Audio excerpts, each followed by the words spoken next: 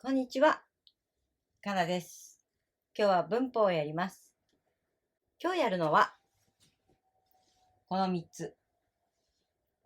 なくてはならないと、なければならない、なければいけないの3つをやります。とってもよく似た3つです。まずは、こちらの絵を見てください。男の人が寝ます。この男の人は明日ロンドンへ行きます。朝8時の飛行機に乗ります。家から空港まで遠いので、朝5時に起きます。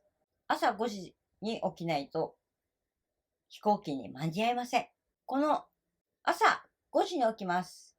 朝5時に起きないと飛行機に間に合いません。というのは、この3つの言葉で表すことができます。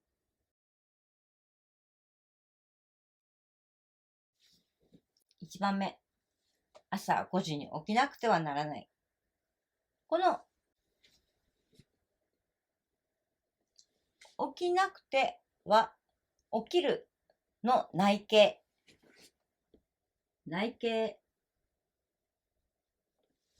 にこの文章をつけます。起きるの内形は起きない。起きないのなから後ろ、ここつけます。プラス、なくてはならないをつけるので、起きなくて、起きなくてになります。この3つはすべて内形。プラス、なくてはならないとか、なければならない。なければいけないの形で作ります。この3つは、目上の人とか、自分より年上の人とか、上司とか、そういう人には使えません。同じぐらいの年の人とか、同僚とか、友達とか、ご近所の人と話すときに使います。男の人は5時に起きなくてはならない。というのは、5時に起きないと間に合わないので、起きなくてはならないという言い方をします。自分の行動を表現するときに使います。あとは話をしている相手の人に行動をしてほしいときも使います。この起きなくてはならないと、この起きなければならない、なければならないは、ほとんど同じ意味です。同じように使います。起きなくてはならないより、起きなければならないの方が、ちょっとだけ丁寧な言い方になります。ちょっとだけです。でもほとんど同じ場面で使うことができます。では、この3つ目の起きなければいけない。起きなければいけないは、どちらかというと、義務。自分がやらなければ、気持ちを強く持って言うとき、起きなければいけない。絶対起きるぞ。という気持ちを込めて言うとき、起きなければならないと言います。この3つは自分自身のことについて、自分のことについて言うことができるし、話している相手のことについても言うことができます。例えば、あなたは朝5時に起きなくてはならない。話している相手の人に言うときは、促し。そうした方があなたのためにとっていいですよ。アドバイス的な言い方になります。これが、あなたは朝5時に起きなければいけないと言われたら、必ず起きてくださいという意味が含まれます。強い気持ち。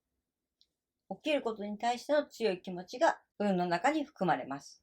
なので、言われた方は、みたいな、なんかちょっと一歩引いてしまう感じの強さがあります。これはあまり会話では使わないことが多いです。どちらかというと書き言葉になります。文章に書くときよく使われます。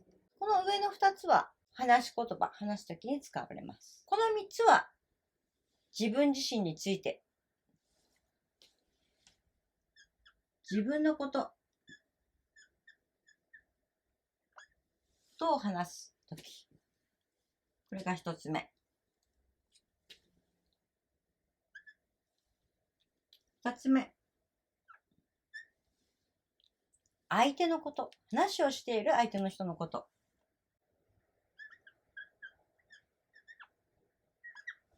相手のことを話すとき。3つ目。一般論的なことを言うとき。それは当たり前だよね。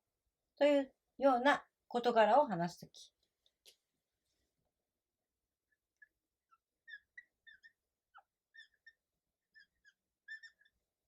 一般論として話すとき。4つ目。4つ目は、自然にそのことが起こる。その出来事は必ず起こる。偶然ではなくて必然的。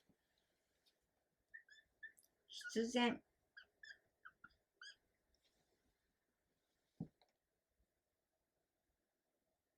必然のこと。この4つの使い方があります。では、一つずつやっていきましょう。自分のことを言うときのなくてはならない。例えば、明日学校に行かなくてはならない。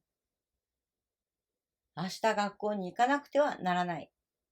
これは自分自身のことを誰かに言うとき。あとは、明日学校に行かなければならない。明日学校に行かなければならない。これも自分自身のこと。事実として行かなければならないので、学校に行かなければならないと話すとき。3つ目の、明日学校に行かなければいけない。明日学校に行かなければいけない。これは少し義務的な言い方になります。義務的というのは、行動をする必要がある。絶対その行動をする必要がある。という、ちょっと強い気持ちが入っているとき。強い気持ちが入っているときは、明日学校に行かなければいけないと使います。2番目、相手のこと。例えば、1つ目、あなたは明日学校に行かなくてはいけない。あなたは明日学校に行かなくてはいけないよ。これは、あなたは学校に行く必要があるという事実を言っているだけです。この、なければならないも、あなたは明日学校に行かなければならない。これも、上と同じ事実を言っているだけ。では、3つ目の、あなたは明日学校に行かなければいけない。あなたは明日学校に行かなければいけない。少し強い気持ちの入った言い方なので、あなたは明日学校に必ず行く必要がある。必ず行く必要があるよ。では、一般論のところ。一般論的に使うとき。例えば、大人は子供を守らなくてはならない。大人は子供を守らなくてはならない。これは一般的にみんなが思うことだよね。という話、会話の中でするとき。二つ目、大人は子供を守らなければならない。大人は子供を守らなければならない。これも同じニュアンスになります。三つ目は、大人は子供を守らなければいけない。大人は子供を守らなければいけない。これは強い気持ちが入る言葉なので、一般論をなければいけないという言い方を使うと、少し日本語的にはきつい言い方になります。例えば、デモとか抗議運動、何か自分の主張があるときには、これを使うことができる。4つ目の必然的なことに行きます。必然的なこと、必ずそのことが起こります。偶然ではなくて、必ず起こります。それは、例えば、人は必ず死ななくてはいけない。人は必ず死ななくてはいけない。これは命あるもの、必ずいつか死が来ます。必然的なものですね。ちょっとこれは日本語的にニュアンス的にはあまりいい言い方ではない。二つ目の人はいつか死ななければならない。これならまだいけます。これは人はいつか死ななければいけない。人はいつか死ななければいけない。これはやっぱり会話ではなくて書き言葉ですね。上の二つは使い方に大きな差はありません。一番下のこのなければいけないだけ気をつけてください。なければいけないは書き言葉の時に、自分が文章を書くときに使う。上の2つはよく会話で使われる文章ですが、会話の中でよく短くなります。なくてはならないは、ここはなくちゃ。なくてはのところがなくちゃになります。これから勉強しようというときにお友達が遊びに来たら、ねえ遊ぼうよ。これから勉強しなくちゃならない。もしくは、ならないがなくなって、勉強しなくちゃ。これから勉強しなくちゃ。という言い方になります。下のなければは、なきゃ。なきゃならないという言い方になります。これも後ろ省略されてなきゃで終わるときもあります。あと、ねば。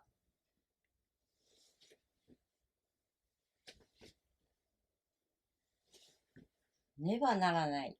ねばは下にも使います。ねばいけない。後ろがなくなるパターンもあります。ならぬ。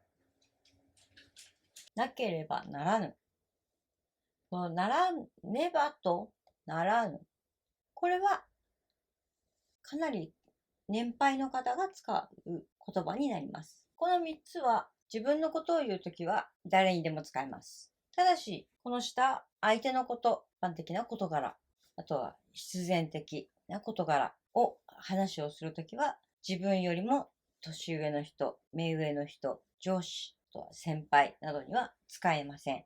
で、そこだけ覚えておいてください。なくちゃとなきゃは自分のことであっても丁寧な言葉ではないので、お友達と話すときとかに使う言葉なので、上の人には使えないです。似たような言葉なので、ちょっとわかりづらいんですが、なくちゃとかなきゃとかっていう言い方はよく耳にすると思います。日本のドラマを見ていても、日本のアニメを見ていても出てくる言葉なので、なくちゃは丁寧にするとこうなるんだ。なきゃは少し丁寧にするということを覚えておいてください。今日はここまで。またね。